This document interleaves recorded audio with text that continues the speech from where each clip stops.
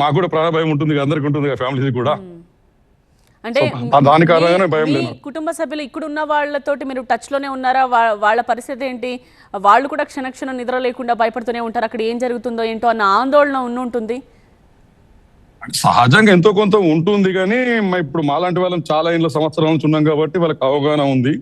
పెద్దగా వాళ్ళకు దీని గురించి అంత వర్రీ గారు. ఈ లాస్ట్ 1 year నుంచి ఇట్లా చాలా కొంతమంది కొత్తగా వచ్చిన వాళ్ళ ఫ్యామిలీ కొంచెం ఎక్కువ వర్రీ కావచ్చు. అందరికి ఇజ్రాయెల్ వచ్చే ప్రతి ఒక్కరికి కూడా అవగాహన ఉందండి.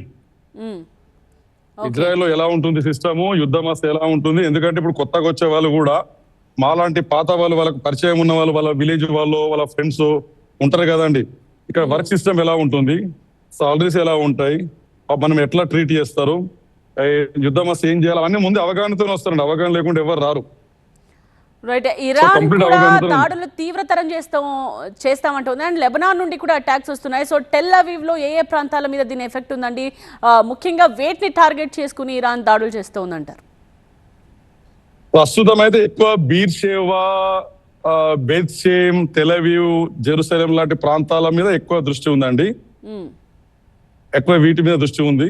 ఎందుకంటే ఇప్పుడు మన టెల్ అవీవ్ అంటే మెయిన్ బిజినెస్ సెంటర్, లైక్ మన ఇండియాకు ముంబై ఎలాగో, మన ఇప్పుడు ఇజ్రాయెల్ కు టెల్ అవీవ్ లాగా. సో జెరూసలేం అనేది క్యాపిటల్ సిటీ లైక్ ఢిల్లీ లాగా. కానీ ఎక్కువ జెరూసలేం కంటే కూడా ఈ టెల్ అవీవ్ మీదే ఎక్కువ దృష్టి ఉంటుంది. ఎందుకంటే దాదాపు అన్ని ప్రపంచ దేశాలకు సంబంధించిన వాళ్ళు కానీ, అన్ని దేశాల ఎంబసీస్ కానీ టెల్ అవీవ్ లోనే ఉంటాయి.